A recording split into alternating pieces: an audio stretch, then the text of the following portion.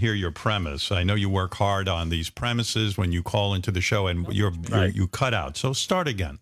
Oh yeah, what I was. Okay, I have to say, Howard, calling into the show for the past 30 years, it's almost as if being a writer for Saturday Night Live, with the respect that you try hard to come up with topics, and you just don't know if it's good enough for you to get picked up on for the air. And that's what I was telling Mark, you know, because I have all these different topics. And Bobo, let me talk to you, okay? I really want to say this to you. And first of all, stop thinking so much. That's good advice. That's good advice. I can't argue. Bobo, I'm going to say this in the nicest way. Your premise is that for you, calling into the show is like being a writer for Saturday Night Live. I got to argue with that premise. First of all, if you're a writer for Saturday Night Live, actual money changes hands. The writers get paid. Yeah, it's a profession. It's a profession. You are not like a writer for Saturday Night Live. Oh, I know that. I'm not delusional. Well, you said calling into the show is like being a writer for Saturday Night Live. It is nothing like being a writer for Saturday Night Live. You're not even an employee. You don't work for this show. And in fact, you're not forced to call into the show. You don't have to feed your family. Well, you say but you called in with a premise. Calling into the show is like being a writer for Saturday Night Live. So then how is it like being a writer on Saturday Night Live? Go ahead. Okay, let me explain to you. You know how the writers, they try really, really hard to come up with, bits and segments. A lot of them don't get it on the air, okay, or played on the show. So it's the same thing here. You rack your brains to see what you can come up with, And that's what I'm saying. It's on that premise. I'm not saying I get paid. I know I'm not with the show and all that, but I'm saying it's almost like that because it has to go by the screen. It's not like that at all. And I'll give you. I'll interrupt you. It's not, Bobo. It's not like that at all because probably only like 60 people max. Whatever you call in with gets on the air. With the rule. And if we a writer thinking he's really good because he gets on the air. Like you must be rejecting a bunch of people, but he gets on the air a lot. So he must be one of those good writers. Here is how you're. Excuse me, Bobo Puppet. You're thinking? I'm like a retarded Al Franken. Oh, Al Franken, yeah. So Al Franken. Bobo, the thing is, I always forget the name of the goddamn group.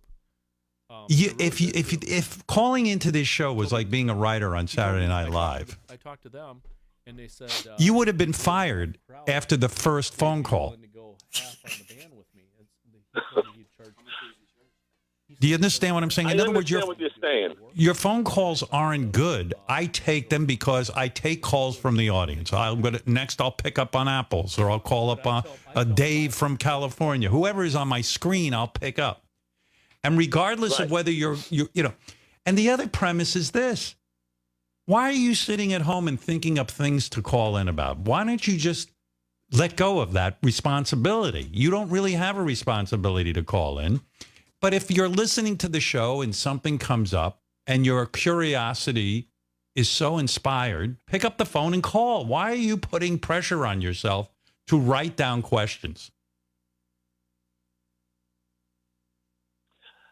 I understand what you're saying.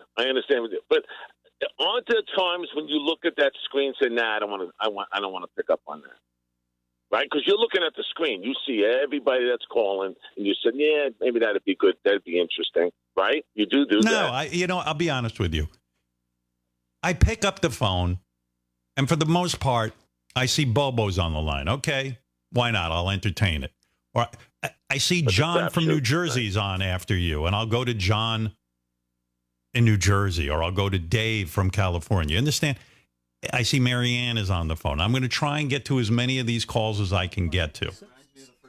Sensory overload. But you're not like a writer for Saturday Night Live. Oh, no way. I'm not even put myself. I was just. Then why would you call in to me? And today's sketch idea, if you want to use the analogy, calling into the show is like being a writer for Saturday Night Live. Actually, this weekend or something like that, or whatever Saturday or something like Why are you I putting yourself in that position? Why would you even pressure yourself? Yeah. You're right. I should do off the cuff stuff. And your questions, be off the cuff, be loose. Your questions are so bad. All we end up doing is goofing on them. We could even tell you what reading, calling into the show. Howard, calling into the show is like being a writer for Saturday Night Live. Lots of pressure. Every time I call, I give my full effort, and every call, I am nervous if I succeed or fail.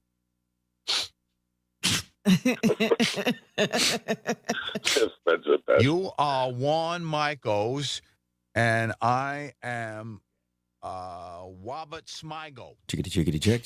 Hi, everyone. You see, that's the problem, Bobo. You're sitting at home thinking you're being chicky. You think you're winning something like, oh, look, I got on the air. Kleen actually talk to me, man. Hey, how you doing, man? There you go. There we go. There you go. Maybe you'd be a better caller if you just kind of Turn Howard off. He's in there yammering on. Wherever you are, that's where you're at, right? Yes, I have some tunes I've been pulling. Let me turn fucking Howard off. Jesus. Shut the fuck up, Howard. I came completely unprepared today. I'm sorry. Good. Me too. Hashtag me too. I went in at 8 o'clock. 8 o'clock yesterday, and I like the way we both are kicking our tiger caps. Yep. We have tiger caps. I bought Cooch and I the same matching caps, so we would like Twinkies. She's a huge Tigers fan. She's tigering. She's a big tiger action. She loves baseball, period. Does she? Okay, let me stop this here. Something's going wacky, weird here. You're so wise. Ooh. That's loud. Okay, let me turn that down just a touch. Try that again. You're so wise. That's fine. I like having it a little bit above us so you can actually hear it, you know. Let me play one off of my board here. Let me try my board. I got some new things for you, Kleen. You're gonna love it. You think I'm fucking with you, but no, you're seriously gonna love it. You are the fucking tits and ass right there, baby. Uh-oh. Okay, play something else. Listen else. Oh, nothing. Oh, yeah. That was you? No, yeah, that was me. Oh, yeah, that was me. Okay, why is this not fucking working? Something's not right.